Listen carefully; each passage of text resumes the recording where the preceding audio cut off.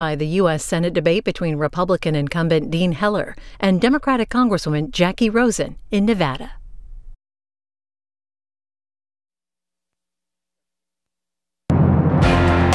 Live from the WBZ studios, a Campaign 2018 special. The Massachusetts Senate debate starts right now.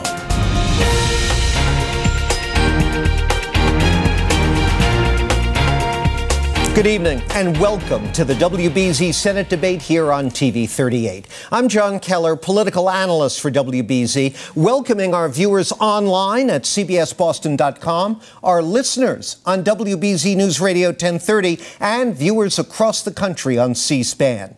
Let's welcome the candidates in tonight's debate. In alphabetical order, they are the Republican challenger, Geoff Diehl, state representative from Whitman since 2010, and the Democratic incumbent, Elizabeth Warren, elected to the Senate in 2012. Welcome to both of you. Thank you, John. Now, before we begin, a word about our format. Each candidate will have up to a minute to respond to questions from us and WBZ viewers. They'll take turns going first. After their time is up, we'll have open periods of rebuttal and discussion during which they're free to question one another directly. These periods are governed by our three golden rules: no filibustering, no talking over one another, and total obedience to your moderator. Right, candidates? Right. Good. Excellent. That cycle will repeat throughout the hour. So with that said, let's begin our debate. And you'll take the first question first. Representative Diehl, at times during this race, both of you have had your character questioned. Mr. Diehl, you were criticized during your primary as an opportunist because you were a registered Democrat until 2009. Ms. Warren, the other day on Fox News, Mr. Diehl said, quote, "Honesty with Elizabeth Warren seems to be a foreign word," end quote. So let's get this out right now. Is your opponent's character an issue in this race? 1 minute, sir. Well, first of all, I think the fact is, having been a former Democrat is an asset in this race. So anybody who is attacking me in that, not an issue.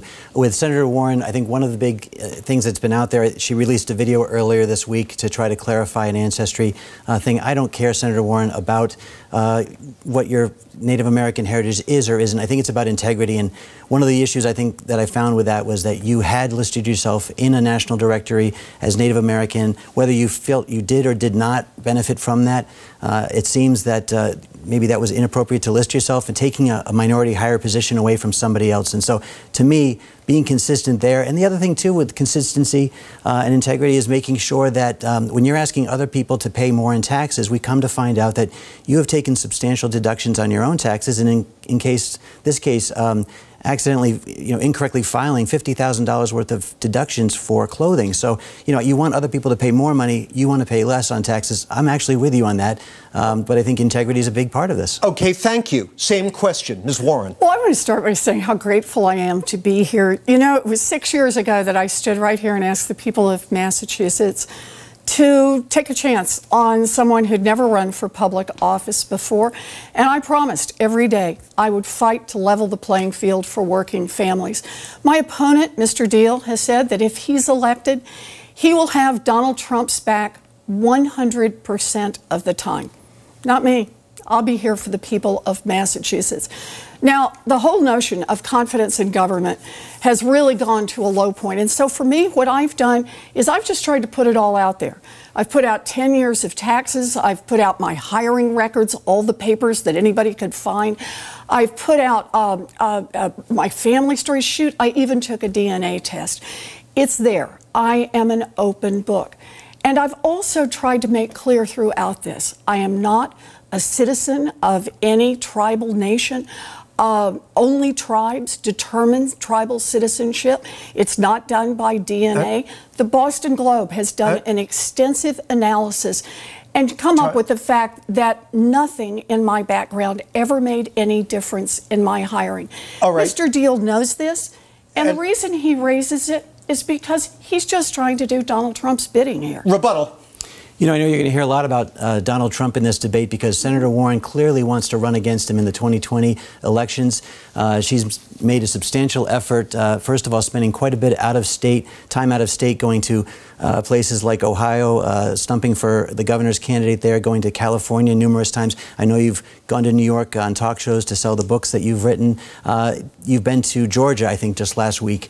You were in Pennsylvania and Oklahoma 2 weekends ago when I was up in Lawrence at the looking at the national gas line explosions and working with the National Guard to get hot plates out. You know, you certainly want to make this a national race for yourself against Donald Trump. This is about Massachusetts. This is about working for the people here. And when I vote down in Washington, D.C., I am not going to be voting 100% of the time, as you erroneously claim, with the president. I was against him on tax reform elements like the state and local tax deductions, and certainly against him planning to index the gas tax to go up for federal funding. Response, go ahead. I just kind of wondered if he would back off that quote, because I actually have it here.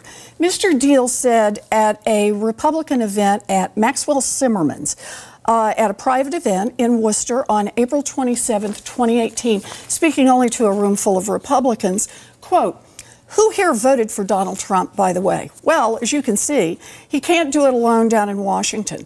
We need someone that's going to have his back. And I promise you, I will have his back 100%. Absolutely. Doesn't mean you have to vote exactly how he tells you to vote. I think having his back means voting for him. And let's talk about, if we're going to talk about character, what it means to have Donald Trump's back. You know, I actually made a list about this, about what that means.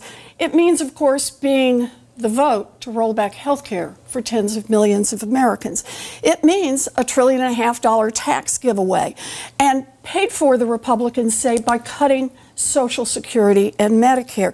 It means standing by Donald Trump when he calls white supremacists in Charlottesville fine people. And when Donald Trump blamed both sides in Charlottesville, gosh, that's exactly the same line that Geoff Diehl picked up. Okay, let him respond, please. So the tax reform, Social Security, two things that you think the Republicans want to take away. Actually, what's happening right now is remarkable. We are seeing a tax reform bill that's giving Massachusetts unbelievable unemployment. We're at 3.5% right now.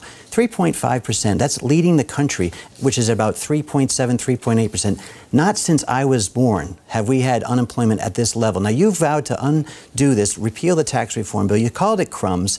By the way, the best way to rebuild Social Security and the funds is the payroll taxes that put the money back into it. And the payroll taxes come from the increased jobs that have happened here in Massachusetts and around the country, the increased wages. I believe there was a report that came out about 3%, almost 3% increase in wages. We are seeing, because of the tax reform, something that you, again, joined in with Nancy Pelosi in calling crumbs is actually helping the people of Massachusetts. I think there's a fundamental question here, and that is, who does government work for?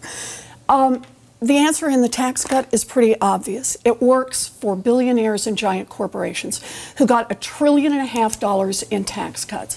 The Republicans have now said, oh, wait, that means the debt is going up. And what have they put on the table to cut, to deal with the debt? Who's going to pay for it? They've said it's going to be Social Security and Medicare. Mr. Diehl wants to go to be that deciding vote to cut Social Security and Medicare. Why? To preserve tax cuts for billionaires and giant corporations. You talk about the effect here in Massachusetts. I'm glad to talk about it. One company, Exxon, one company got more in this tax scam than 95% of the people who live right here in Massachusetts.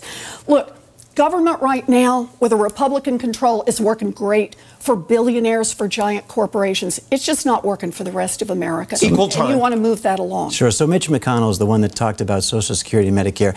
I am not a Mitch McConnell Republican. I am a Massachusetts Republican that has worked with Democrats and Republicans. I'm sorry. So when was it exactly that you called out Mitch McConnell on this and said you were opposed to $1.5 trillion in tax cuts for billionaires? I think I'm doing it right now. I think I'm doing it right now, Senator. You waited until tonight to do it? He just made the announcement. And you said, no, Mitch McConnell is the one who has done this. And Mitch McConnell, the Republicans have said over and over, the Republicans have said they want to pay for it now by cutting Social Security. And I've forgotten when in the past Did you call them out for that and say, absolutely not? We can't cut Social Security. Let him respond. I don't want to cut Social Security. In fact, we're going to make sure we restore it, like I said, by making sure that the economy continues at the pace it's at. We have right now GDP at 4.1%. going towards 5%. We have a stock market that's now making sure that our retirements, our 401ks are shored up because the economy is doing so well. We're seeing, may I please finish? You've already interrupted me once. You talk about the fact that Massachusetts people aren't benefiting from the tax cut. 80% of Massachusetts residents are getting a tax cut, lower taxes federally, because of that tax reform. And that's why we're seeing now businesses reinvesting in them. My wife and I, we own a small business. We started it 16 years ago. We put our life savings into it. We didn't take a paycheck until we had paid back our personal loan to our family. And we are now finally, like many other businesses, getting a chance to get ahead because the tax reform has taken the largest corporate tax rate in the world off of our backs and is allowing us to do a better job. And more companies are doing that, investing in people. Response.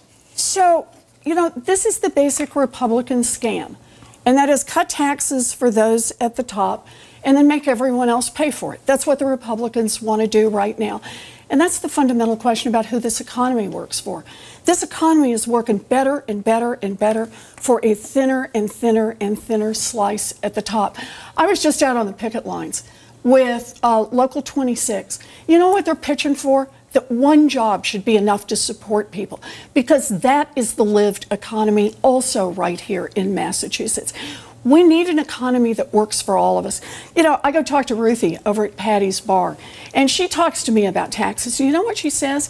She never gets to take those deductions for offshore drilling and for having money in the Cayman Islands and for doing some kind of reverse swap in Ireland.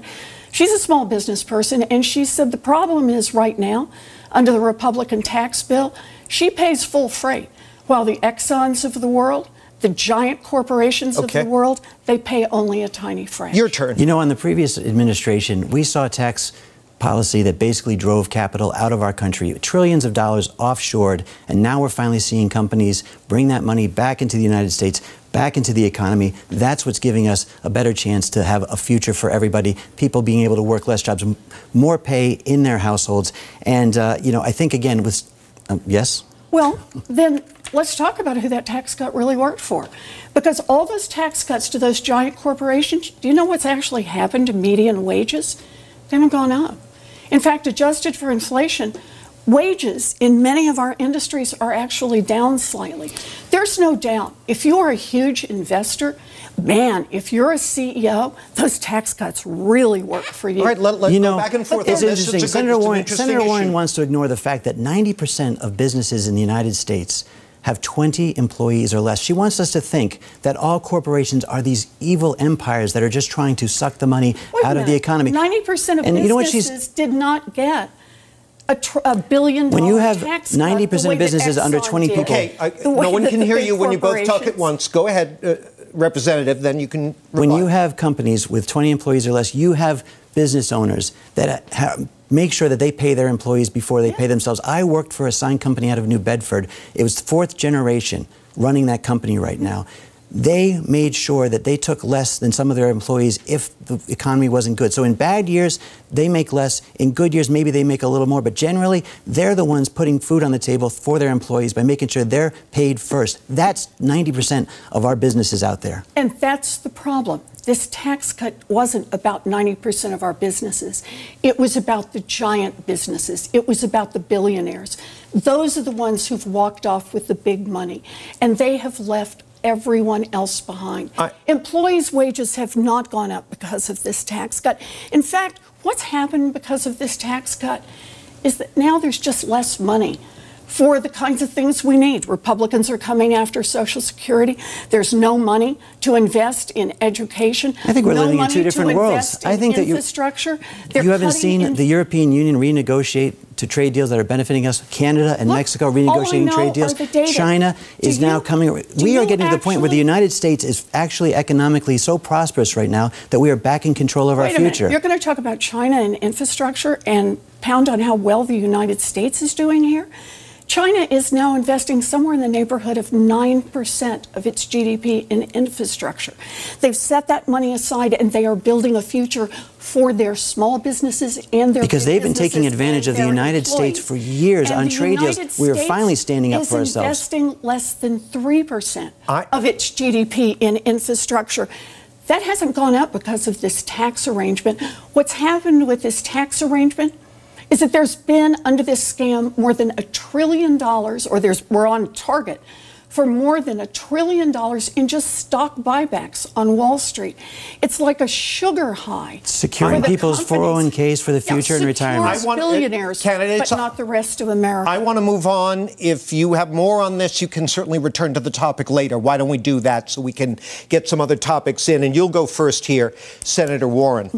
Let's shift to foreign policy for a moment here. Earlier this evening, Saudi Arabia admitted journalist Jamal Khashoggi died at the hands of their own officials inside the Saudi consulate in Istanbul earlier this month, a killing that has many in Congress calling for severe sanctions, while the White House to date has struck a less combative tone. President Trump called the Saudis, quote, a good ally. Now, this issue has local economic repercussions, too. Some of our most important businesses and institutions benefit from Saudi money. What response, based on what you now know, would you advocate in the Senate? 1 minute, Senator Warren. I want to start with the fact that this was not just some ordinary killing. This was killing someone in the press who asked questions that a dictatorship doesn't like. And I think that's a significant part of this. This was an attack on democracy. It was an attack on democracy all around the world. And the response should come not just from the United States, but should come all around the world. Otherwise, we empower dictators to kill journalists who ask hard questions. The second one is, why does everyone ask right now why Donald Trump is not stepping up here? Why isn't he more aggressive with Saudi Arabia? Is it possible that Donald Trump's hotels are at risk? His financial dealings, his family's financial dealings? If we could see his taxes, does he owe money to the Saudis? Nobody knows, because Donald Trump has kept all that secret.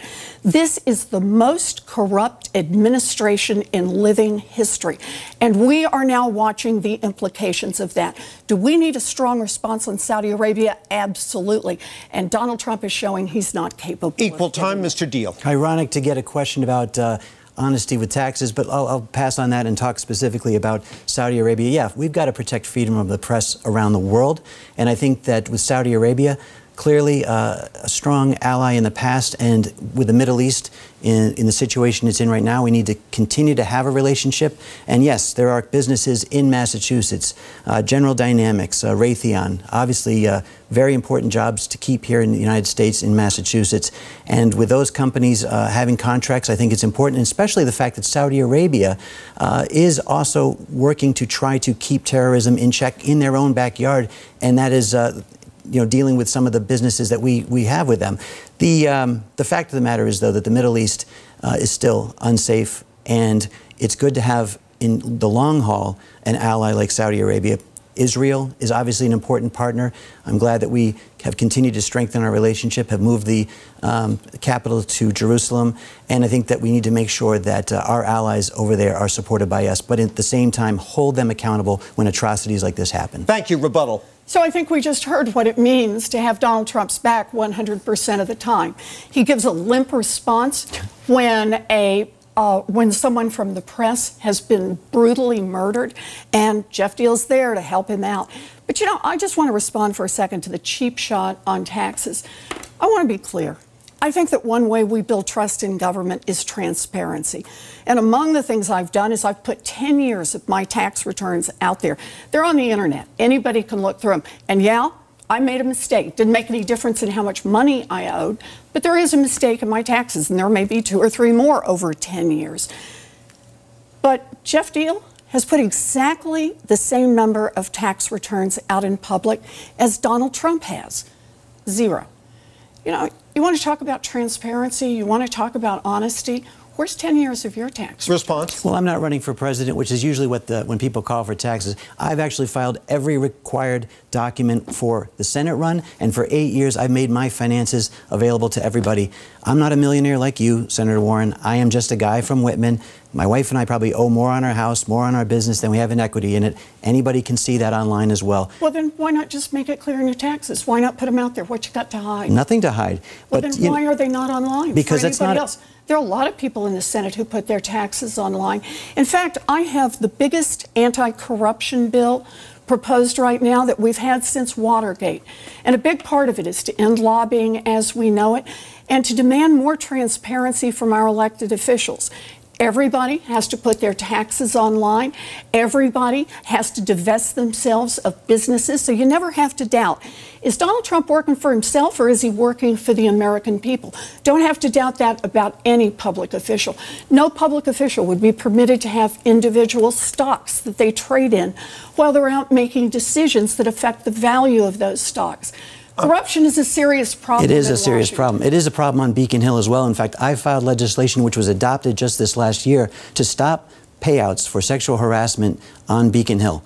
We want to make sure that, first of all, lawmakers are held accountable if they conduct themselves in the wrong way, not the taxpayers. Secondly, it'd be good to deter that as well. You know, you talk about lobbyists, by the way. You know, I think when you were at the CFPB setting it up, you actually went against President Obama's rule on banning lobbyists, and you hired a banking lobbyist to work at the CFPB.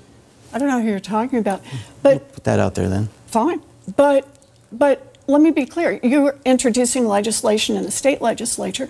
Does your anti-corruption legislation say people should post their taxes and not trade in individual stocks when they can make decisions in the legislature that will affect the value of those stocks? Yeah, you know, it's interesting. To end lobbying as we know it? Go ahead. Yeah, actually, I would like to have a moratorium on lobbying as well. I think there should not be the revolving door when somebody serves in office and then goes immediately to work for a lobbyist. Support and I have bill for that? Well, you should support answer, my please. bill as well, because I have the same restrictions on lobbying coming right out of the Senate as well. Look, I think that corruption on Beacon Hill is something that I've been fighting as well. I wanted to make sure that our Speaker of the House was not Speaker for life. I tried to implement term limits, which was overridden because it's a supermajority of Democrats in the House. But at the same time, I feel like there should be more accountability by legislators on Beacon Hill. And when I go to Washington, as a senator, I will continue that work of making sure there's transparency and ending the corruption. Transparency. So you're saying after you get elected, you'll reveal your taxes? Senator Warren, the fascination with my taxes is amazing because it's something that I put mine out there. Yeah, clearly, I mean, you want to run for president. No, that's one of those things that you do to tick off the box to make sure that, you know, everybody knows I'm running. You know, I'm going to take a hard look. You are running for president. Everybody knows now at this point. It's not a secret at all. You've got staffers that you've moved to New Hampshire to go work up there for the Democratic Party. You've moved staffers to all the swing states. And again, you've been traveling so extensively around the country that I wonder if sometimes you know where the Massachusetts zip code is. Look, I'm clear on Massachusetts and work hard here in Massachusetts and have produced for Massachusetts. Should we talk about that for a minute? Go ahead. So one of the things I did, I promised when I stood here 6 years ago, is that I would work on education, on infrastructure, on basic research. Right here in Massachusetts, 4,500 young people got all of their student loan debt forgiven because of work that I did. I managed to get nearly $750 million for student loan forgiveness for police officers, firefighters, teachers, people who can stay in public service. On infrastructure, I've helped bring in money for everything from dredging Boston Harbor to the 7 bridges in Lowell, to the Green Line, to the seawalls in Situate, to more than $100 million for our firefighters in grants all across this Commonwealth. And last year, when Donald Trump wanted to cut the budget for the National Institutes of Health, which would hurt us disproportionately, I managed to round up enough senators that, in fact, we got it expanded by $2 billion. Equal time. So it's pretty amazing that you're touting the National Institute of Health when you were the sole vote from Massachusetts in the congressional delegation against a bill called the 21st Century Cures Act. Now, this bill, for people who don't know, was something that passed under President Obama, and it had Vice President Joe Biden's cancer moonshot funding in it. This bill has given Massachusetts millions of dollars last year to fight the opioid crisis. This bill provides jobs in Massachusetts because we lead with research hospitals. This bill's goal was to end terminal illnesses like cancer, like Alzheimer's. You were the sole vote against the 21st Century Cures Act. So look, I wanted to vote for that bill. I worked on that bill for over 2 years. And at the last minute, a bunch of giveaways to drug companies were stuffed in. My view is the people of Massachusetts didn't send me to Washington to work for big drug companies. They sent me to work for the people of Massachusetts. And the people of Massachusetts need health care solutions like ending cancer. Like you want to be the last vote to repeal not at all. health care. Not at all. Let him go ahead, finish out. We're going to take a break, but go ahead, take a few seconds here.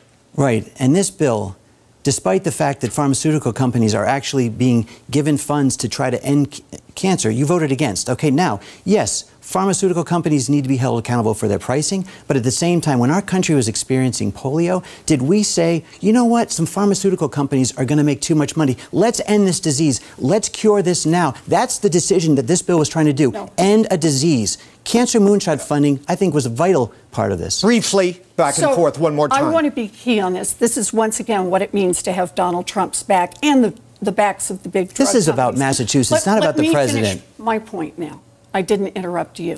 Because my point on this one is Donald Trump, the guy you said I'll have his back 100% of the time, put out his first budget and said we will cut the National Institutes of Health budget by $1.5 billion.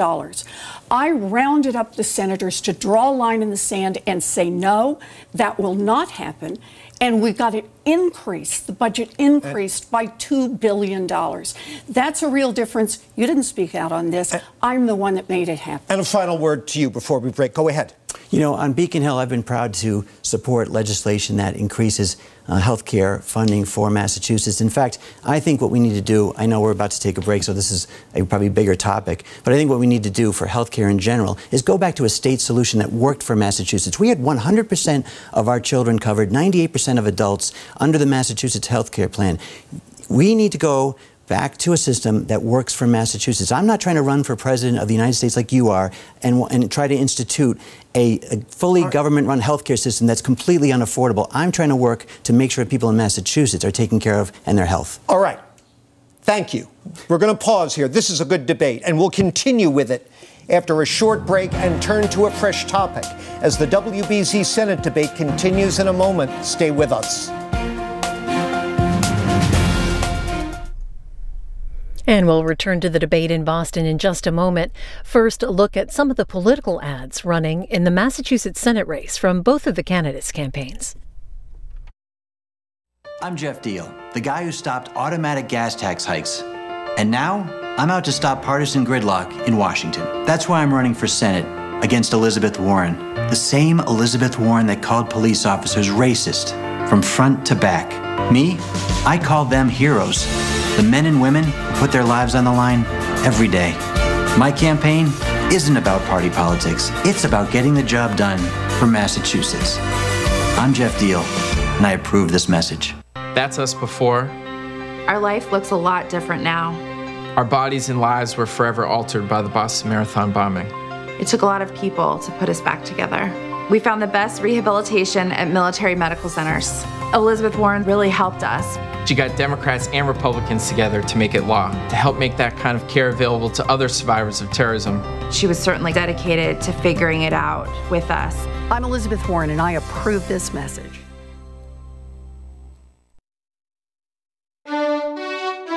C-SPAN's Washington Journal, live every day with news and policy issues that impact you. Coming up Saturday morning, we look at efforts to mobilize young voters in Campaign 2018 with George Washington University College Democrats President Bridget Anzano and University of Virginia College Republicans Chair Robert Andrews.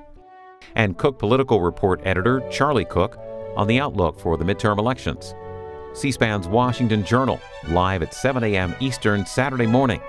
Join the discussion.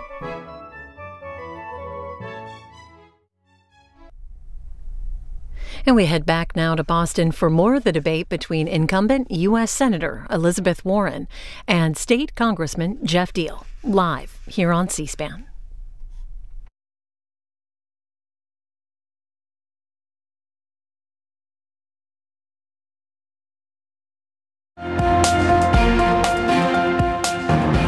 Welcome back to the WBZ Senate debate. Candidates, you've done a good job touching on a number of different topics here, but I want to bring in a viewer question that was submitted to us that touches on a state issue with broad ramifications.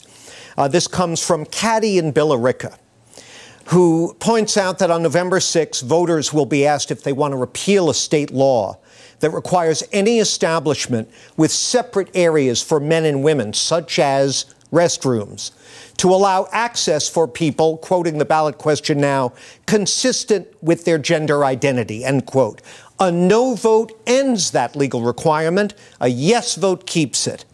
Our viewer wants to know, how will you vote? You'll go first here, Representative. Sure. So we have anti-discrimination laws in Massachusetts that cover this, and I felt when we debated this in the legislature that there was already protections in place. I want protections in place that cover everybody from Massachusetts, and this law, in my opinion, creates a loophole that creates a situation where someone, a sexual predator potentially, could come into an inappropriate area and potentially cause a problem for underage people that would be inappropriate. And if you question that person, if I were in there, for example, with my daughters, and somebody were to question or ask somebody when they came out of the restroom what was going on, I could be subject to fine or even jail time. I felt that protections in the law, anti-discrimination protections, were already in place, and that this does not protect a certain portion of our community. Thank you. Senator Warren. I will vote yes on 3 to continue to protect people against discrimination. And I think it's really disgusting not to. Not only does Mr. Diehl have Donald Trump's back 100% of the time, evidently he has Vice President Pence's back 100% of the time. You know, Vice President Pence has pretty much made his name on discriminating against our LGBTQ community and stirring up hate whenever possible. This is about a provision that says, let's roll back and say here in Massachusetts, somehow it's okay to discriminate against one segment of our people because of their gender identity. No, that is not who we are in Massachusetts. Rebuttal. We are not discriminating against anyone when you try to protect. We have discrimination laws already in place. You know, try to protect. There is absolutely no evidence that people who are transgender pose any threat to anyone any more than anybody else. You know, we actually agree with this. We actually agree on this. Then however, why would you want legally to permit people to discriminate? This law provides a loophole. This law provides a loophole that someone who is a sexual predator could go into a space, a locker room, and claim that day they identify in a different way and then disrobe in front of somebody of the opposite sex. No. That is what this law does. It's not about discrimination. It is about a loophole that could be exploited. This is the kind of ugly, ugly smears that tries to say there's a vulnerable group, let's keep them separate, and let's make up stories about the kind of threats they pose. This is just wrong. It's ugly and it's wrong. It's what Donald Trump does. It's what Vice President Pence does. And this is what the person who wants to be the next senator from Massachusetts does. No. Anything further? I'll move on. You know, I think Senator Warren, again, continues to talk about Donald Trump and Vice President Pence because this is what she's all about, making sure that everybody knows she wants to go to the White House. She doesn't care about your house. She cares about the White House. That's what Senator Warren keeps trying to hammer home. Brief response. He referenced you directly. This is just ugly. Donald Trump is ugly on this topic. The Vice President is ugly on this topic, and Geoff Diehl is ugly on this topic. I'll give you 10 seconds or so if you want. You know, the president has made it clear that he supports the LGBTQ community as well as I do. This is a law that has a flaw in it, and that's why I'm against it. All right, I do want to move on, and let's stay on the subject of the law. You'll start first here, Senator. Rachel Rollins, the Democratic nominee for Suffolk County District Attorney, has stirred up some controversy by listing a series of crimes, including shoplifting, malicious destruction of property, and drug possession with intent to distribute, that she would not prosecute as DA, seeking instead, by her account, to save money and ease the court system logjam by, quote, diverting those cases to services to get them help or some sort of restitution, end quote. Our viewer Patrick wrote in to ask, is she right or wrong? Ms. Warren, 1 minute. So I think that what she's trying to do is to say, let's get realistic about how these low-level crimes are actually used, how they are used to try to manage people, and how, in some cases, they actually just make poverty a crime. People who can't afford, for example, to be able to post bail and therefore end up incarcerated over what are offenses that most of the time would just be thrown out. So I want to say this. I don't know if she has the details right yet. I think she's still working on it. But I think she's doing the right thing. She's trying to ask the right questions about our criminal justice system. She's asking what makes us safer and what makes communities work better. And I support her in those efforts. You know, we have drug courts now, for example, here in Massachusetts. And that means we've taken people who legally have offended, who have broken the law, and said, we're going to divert them and we're going to put them somewhere else. Better for that person and better for the community. Thank you. Representative Diehl, 1 minute. You know, in Massachusetts, we've actually passed some legislation, criminal justice reform this last session that I was in support of that does try to decriminalize certain drug offenses. We do have the drug courts. We have veteran courts for people who may have committed but shouldn't go from an amateur criminal to a professional criminal. And I understand what Rachel Rollins is talking about to an extent. However, the fact that she includes things like evading the police officers as something that she thinks should be decriminalized is wrong. And I'm glad we're talking about the criminal justice system because Senator Warren very famously in Louisiana said just about a month or so ago that it's the criminal justice system that is racist from front to back. I'm wearing a pin tonight from the Boston Patrolmen's Association, the union that has endorsed me, has never endorsed a Republican for the U.S. Senate in their history because they understand that I have the support of them, and Elizabeth Warren has made it clear that she has a disrespect for law enforcement that goes to the point where she actually wants to get rid of ICE, Immigrations and Customs Enforcement, the people that work in partnership with Boston police and police unions across the state who have also endorsed me. And it's gone so far with her rhetoric to actually have encouraged a Cambridge supporter of hers to put a $500 bounty on killing an ICE officer. That's how far it goes. Rebuttal. So we have many dedicated public servants in law enforcement, in the court system, all the way through. Law enforcement does heroic work, and I have supported them and supported them strongly. But there is a problem in the criminal justice system right now, and it is a problem based on race.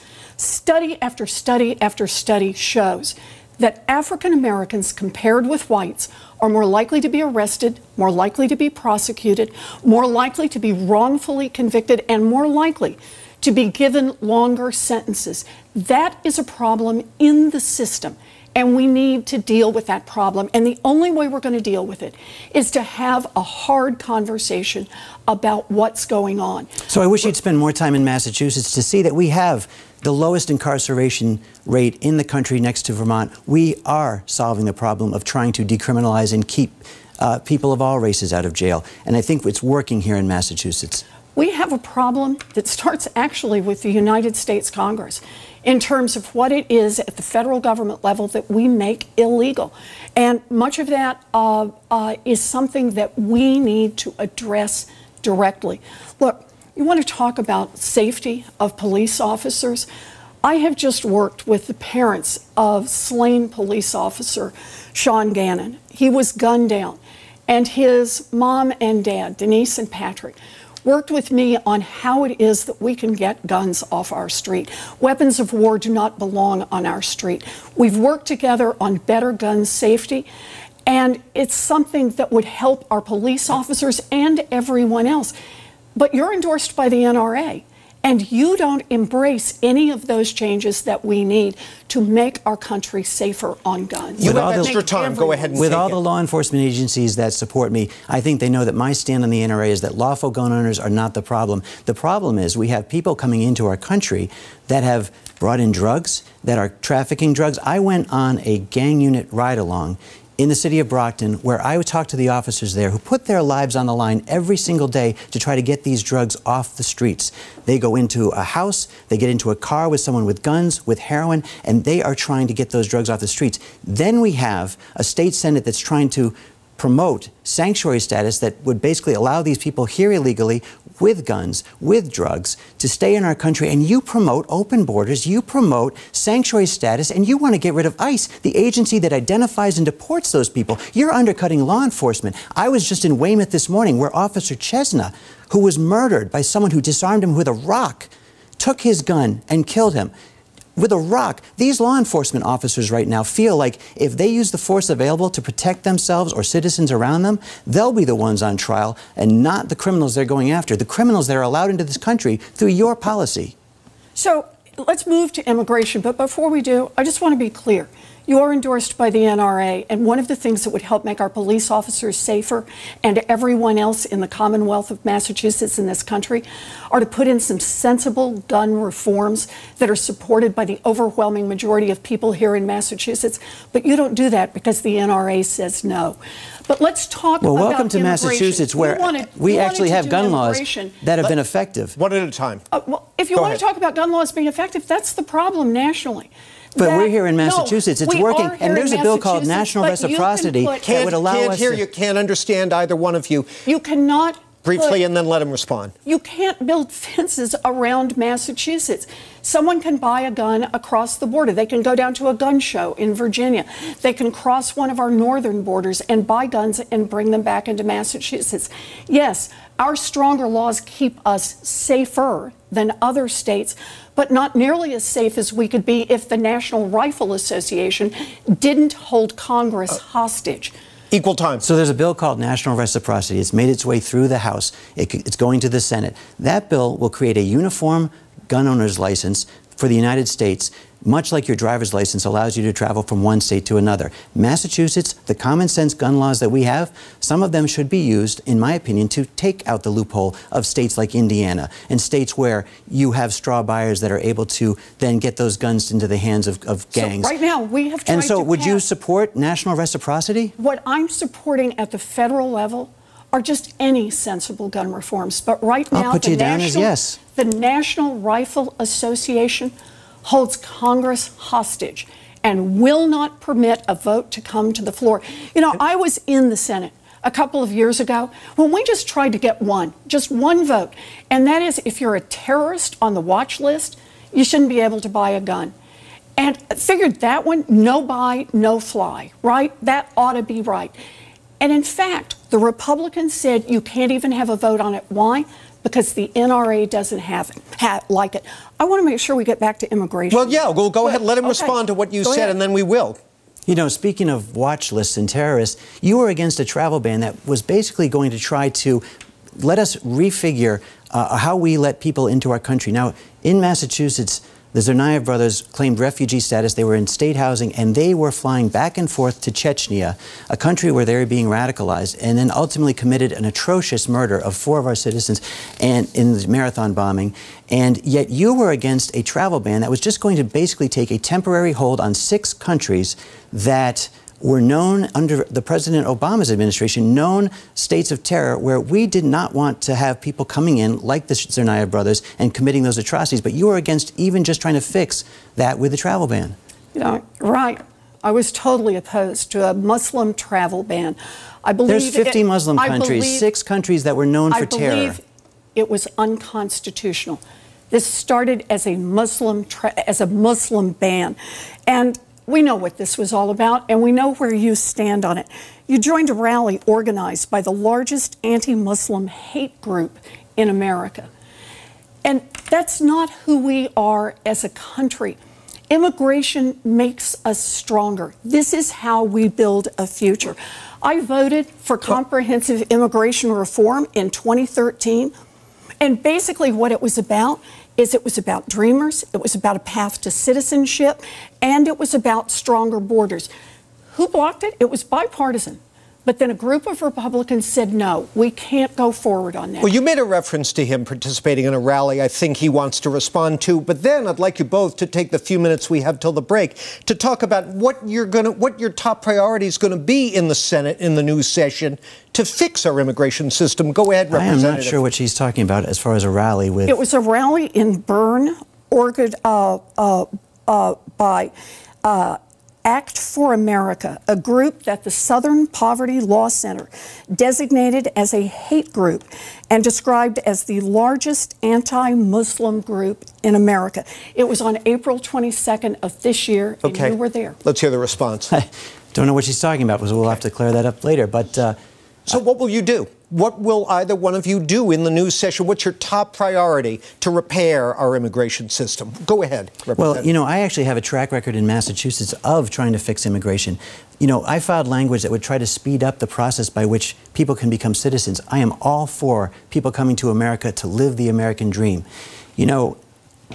When I was on the Ways and Means Committee for 4 years here in Massachusetts, I heard the same testimony from the Department of Immigration and Refugees over and over and over again, that we have potentially 300,000 people that are eligible for naturalization, but we can only process, because of the federal and state budget, about 1,500 people a year. That is wrong. That is the artificial bottleneck that is keeping people from becoming immigrants. I am totally for immigration. However, we need to make sure we have secure borders and that people follow the laws to come to our country the right way. Go ahead, Senator. So I went down to the borders. I saw cages of children. I saw cages with just little girls in them. And I talked to mothers whose children had been taken away from them. If ICE can't tell the difference in the threat posed by a 9-year-old girl and a terrorist and a criminal, then yes, it needs to be reformed. That's the problem we've got right now. We need to do two things with our immigration system. We need to make sure that it preserves our security and that it is consistent with our values. Immigration has made our nation stronger. We have an immigration plan. I voted for it in 2013. It was bipartisan. It strengthened border security. But what it did not do is spend resources taking children away from their mothers. It did not spend resources right here in Massachusetts taking people away who show up to testify against criminals. Okay, candidates, I'd like to get our final break out of the way, and then we'll just pick up this topic. I'm assuming you both have more to say on it, and that's exactly what we're going to do when the WBZ Senate debate continues in a moment. Please stay with us.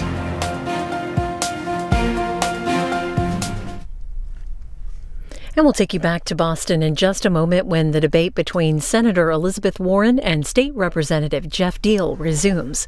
Until then, a look at more of the political ads from the two candidates. Senator Ted Kennedy, he was a huge partisan. He was the liberal lion of the Senate. But Ted Kennedy knew when elections were over, it was time to work with Republican presidents and Republican governors. Republicans and Democrats coming together for a practical resolution and decision. We have a senior senator that seems to be more interested in promoting herself than working for the people of Massachusetts. We're with you, Geoff. We're with you, buddy. We need you, man. I promise you this. You'll have somebody who will work every day, will not write a book, will be doing everything I can to make sure that I represent your interests. I listen to you. I take that down to Washington, D.C., and I don't crumble when Republicans or Democrats put pressure on me, because I haven't done it on Beacon Hill, and I promise I won't do it in Washington, D.C. I was a Boston firefighter for 42 years, and those sirens really did a job in my ears. At home, I turn the TV on too loud, and the grandkids say I'm always yelling. I need hearing aids, but they cost $3,000 to $6,000. I'd rather put my kids through college. Senator Warren got Republicans and Democrats to pass a law to make hearing aids available over the counter and for a lot less money. I may not be able to hear very well, but for people like me, Elizabeth Warren got the message loud and clear. She's for the people. I'm Elizabeth Warren, and I approve this message. With the midterm elections just days away, watch the competition for the control of Congress on C-SPAN. See for yourself the candidates and the debates from key House and Senate races. Make C-SPAN your primary source for campaign 2018. We'll take you back now to Boston for more of the debate between Senator Elizabeth Warren and Republican State Representative Geoff Diehl. You're watching live coverage on C-SPAN.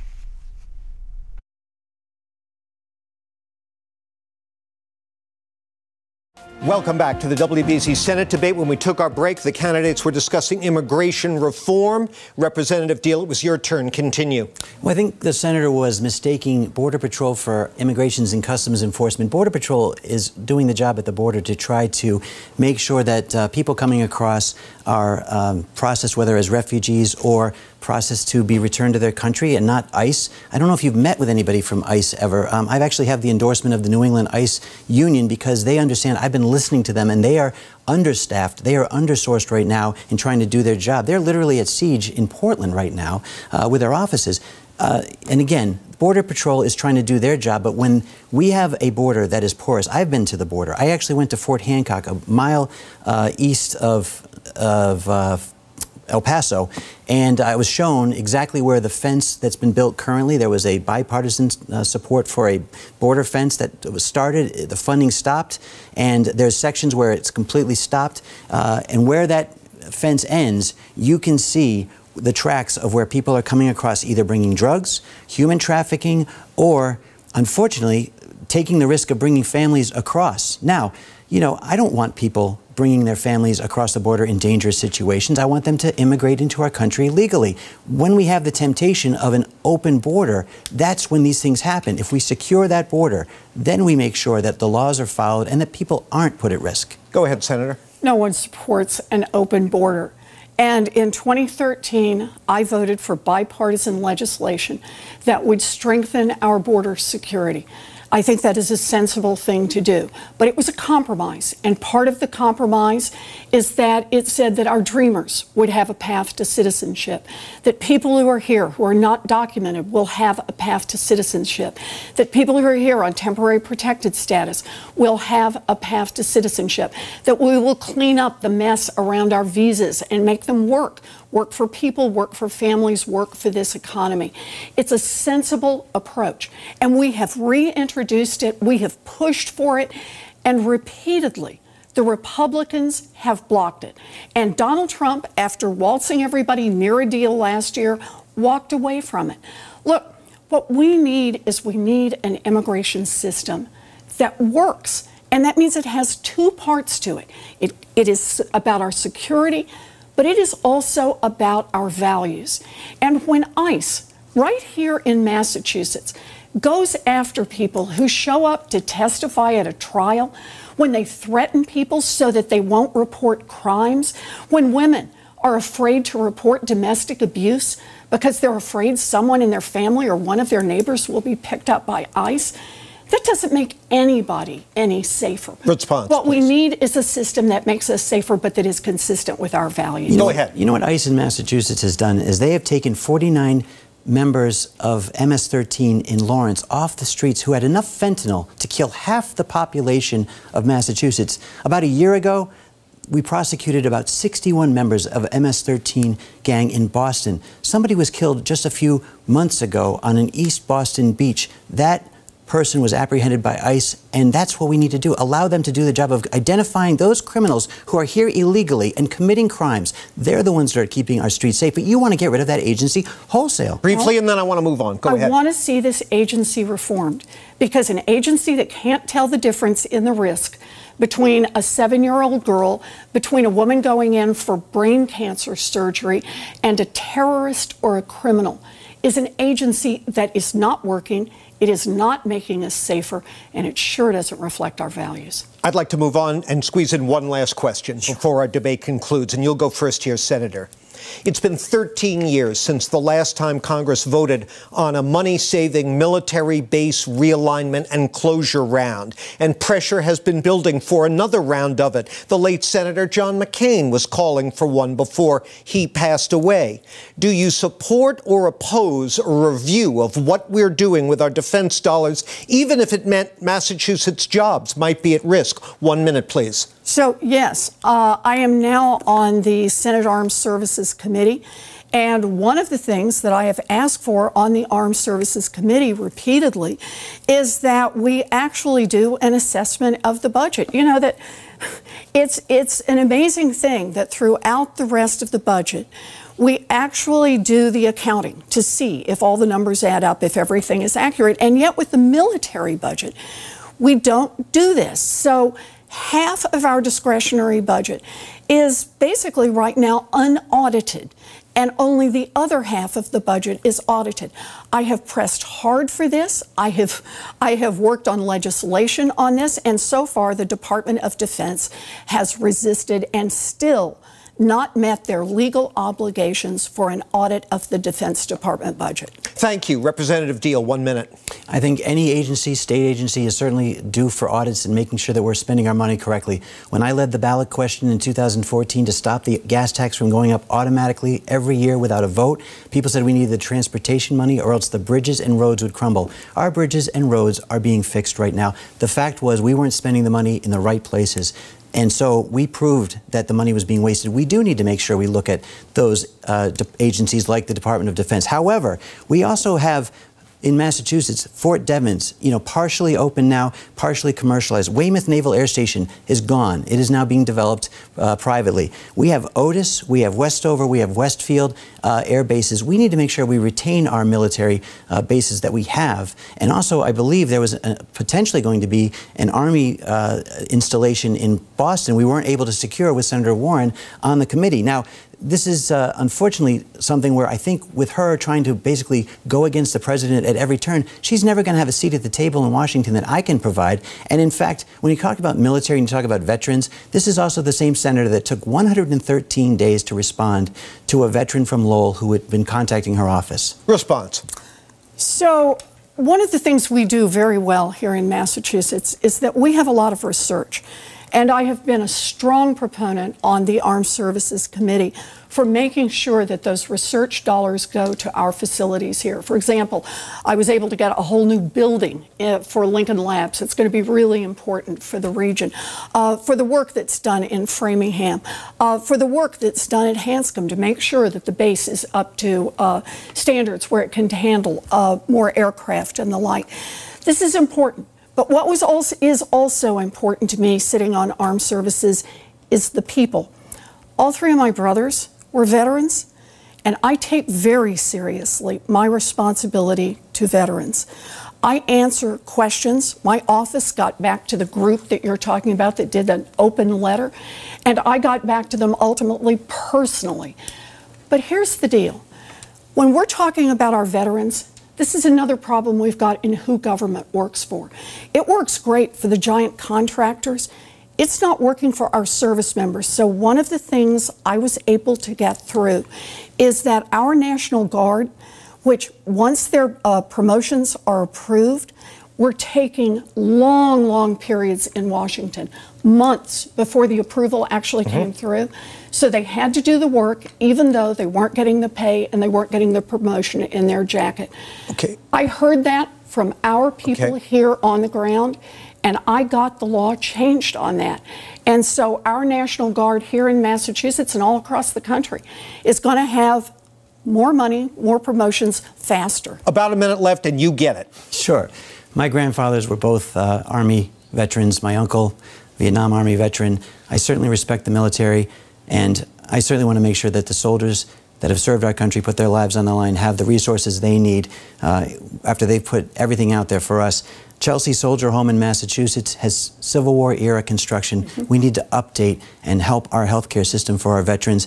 There's not as many women practitioners serving in the VAs with more women serving in the military. I want to make sure we take care of them as well. And so having me down there with a seat at the table in Washington that Senator Warren won't have, basically being the main obstructionist in the Senate against the White House, is going to be a big difference in what I can deliver. Well, that just leaves us wanting to see the next two debates. Candidates, that's all our time. Thank you both very much for being here. And that concludes this evening's debate. A quick reminder before we leave. Election Day is Tuesday, November 6th.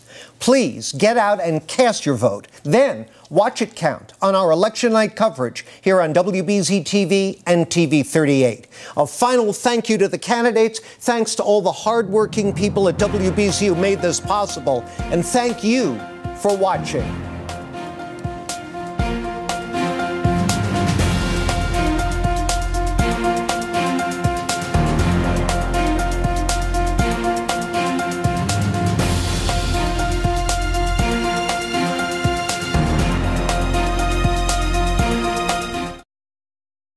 With the midterm elections just days away, watch the competition for the control of Congress on C-SPAN.